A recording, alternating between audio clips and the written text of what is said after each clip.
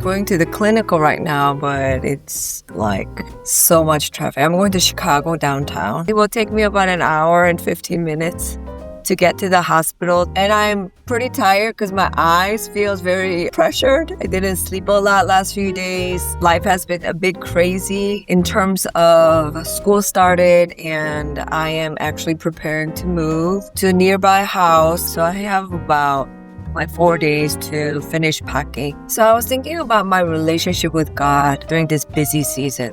School started and we're moving in a few days. God's been really bringing me some opportunities to walk along with brothers and sisters who are hurting or who are in need. And I honestly, when I looked at my schedule, it just didn't look possible. A couple people reached out to me to meet them or guide them. If I were to be honest with you, I did not have that capacity. I'm not stressed out, but I'm very, very intentional about my margin. But I know that when God brings me those opportunities, I've been realizing for the last 20 years, when God asks you to help somebody, it's a great thing. First of all, I'm very thankful that I actually have some ability to help them in a practical way. Second, when God asks you to help someone, He's actually saying that I owe you. So let's say God is asking, hey, this person is having difficult time financially. I want you to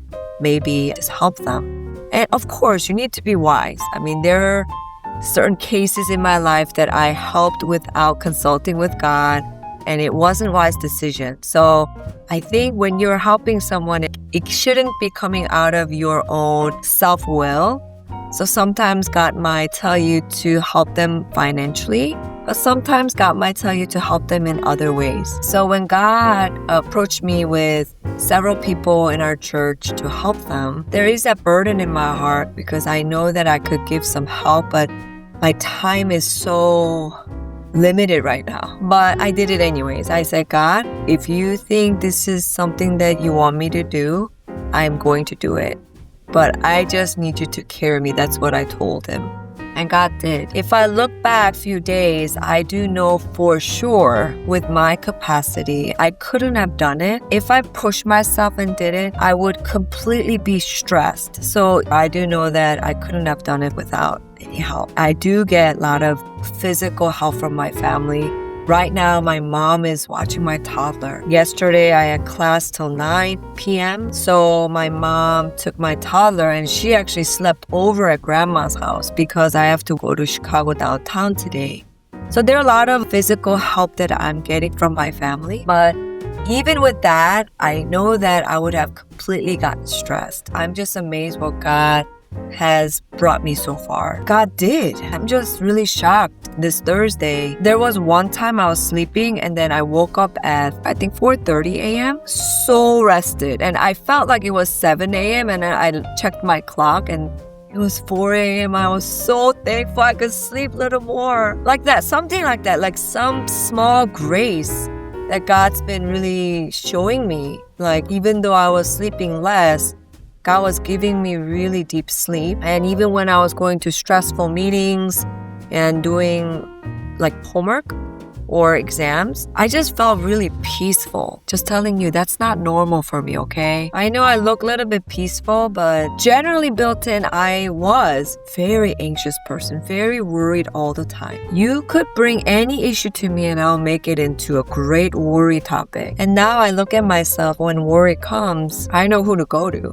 My Father, who will take care of it. So even though things are not solved, I will bring it to God. So I was thinking about you, although we didn't meet. I just wanted to really tell you that you are not alone. I know sometimes when we are going through a difficult time, we feel like we're the only one on earth going through that issue, and it's so challenging. But hey, I guarantee you, you're not alone. And as we are going through that journey of difficult road, God is after something bigger than just solving the problem. He has such big plan for each one of us that we cannot really fathom or imagine how great that plan is because He loves us so much. So as I'm stuck in traffic for an hour and 15 minutes, I thought about maybe talking to you and encouraging you. I never knew how to do YouTube. I don't have any social media other than Facebook. I'm X-Gen, so I'm a bit older generation. But after I started this YouTube, I was trying to create a space for me to just wrestle with God about the issues that I'm going through. One thing I noticed was as I'm talking to you, who I never met, it's so healing. Maybe someday, some of us can chat and get to know each other. I do see some channels doing that. But my goal is just having one human being on earth, not meeting each other yet being able to connect. I think that's a miracle. If what I'm going through today or certain day can give you a little bit of hope or encouragement, that's just crazy to me, honestly. So I just want to encourage you, if you feel like you just have too much on your plate and you feel like you can't do it, then it's okay. It is realistic to say that you can't do it. I think that's wise. And then you ask God, what do you want me to do? You could ask God, what do you want me not to do? As I was driving, I was thinking about my relationship with God, and God kind of gave me this picture. You know that swimming that you go backwards, like you're floating backwards? I felt like God was telling me walking with God is like that. You're still moving your arms and legs, but if you're comparing to swimming, sorry, I'm just not a swimmer. I actually can't swim. I could only do doggy swim. The pedal one. But the swimming part that you go like this that you use so much energy to go forward. You could go faster, but it's a lot of work. But I felt like God was giving me this picture of walking with God is more of kind of floating backwards as you swim. You're kind of going very gently, but you're still moving. And it's very restful. And believe it or not, God will make you arrive at the destination that you're heading to, as long as that's aligned with God's word and God's love, right? I think I'm learning that right now, how to swim in the ocean with God, kind of backwards, but also enjoying the sky, enjoying the scenery. It doesn't mean that I'm not doing any pedaling or work. I am doing my part, but most of the part, God is doing it. God is giving me physical help. God is providing me energy to do daily tasks. God is providing schooling. Everything is literally by God's grace. I think last time when I talked about my schooling, the biggest hurdle was finance and my capacity. I just felt that I couldn't do it because it was just too expensive. And I don't know if you would say this is a solution, but I did get a school loan and it covered it. I do have to pay them back, okay? I just don't want you to think all problem got solved and somebody gave me a huge chunk of money to do this schooling. This school is quite expensive, but one thing I wanted to point out is in the beginning, I thought it wasn't even possible to get a school loan. It didn't even occur to me that I can do that. And I'm in second semester now and trusting God. Trusting God that God will teach me what I need to know. Trusting God that He is indeed the provider. It's actually God. Whatever He uses, He will use it. And honestly, to tell you, if God tells me tomorrow, Julie, this is not the road that I want you to take, it'll be hard to hear, but I'm ready to quit because I know God's plan is the best plan. And for some people, it is really hard to pack and leave somewhere. But for example, if God would tell me and my family, I want you to pack up and go to India next week, I would do that. I think I'm like Abraham, when God told him to leave his city and his house and his culture, he was able to do that. But I think the hard part is when after you leave and when you're in the middle part of the process, being able to ground yourself with God. For me, I'm in the middle of raising kids. They're not all grown yet. Middle of ministry. This is our maybe 12th year of church planting in Chicago suburbs. Middle sometimes is not as exciting as the beginning. In the middle, there are doubts and there's questions and a lot of that. But I think God is really encouraging us to really swim with Him. You don't have to kind of use all your energy to float on your own. You could kind of learn to lean on Him. And I felt that was what God was telling me.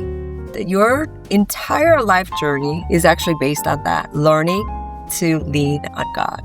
Nothing more. It's not about you getting a better job. I'm not sure what your goal is. Look prettier or have children who behave, have lots of money in the bank for your retirement. I don't know what your goal is, but that's not the real goal. God's real goal for you, for your entire life, is to walk with Him. Like it or not, He is right there with you when you're listening to this. And He loves you so much. He loves me so much. And sometimes we just don't feel it, so we don't know about it. But for today, if you can during the day, take a little bit of moment. God, do you love me? Ask Him like a child. My children ask me all the time, like younger ones. I love it. They say, Mom, do you love me? Do you love me if I don't do well in math? Or do you love me if I'm crying? My toddler doesn't tell me that, but she does in behavior. She rolls around the floor screaming and crying, and as her eyes are looking at me, I could see her asking me, Mom, do you still love me even though I don't behave well? And I do love them with my broken earthly mom way. And think about it. God is so perfect and loving. He is love itself, honestly. And He says He loves you. And many times we don't know it or we don't feel it as much during the busy day because you don't ask. So ask Him today. God, do you love me even though I got angry today? Do you love me even though I'm very anxious and worried? Do you love me although I have grudge? Okay, that's from my experience. So, and I guarantee you, God will say, of course I do. You're my favorite child. God tells each one of us that you're my favorite child. So anyways, I pray that this will encourage you, and don't forget you're not alone. God is walking with you, and I will talk to you soon, okay? All right, bye.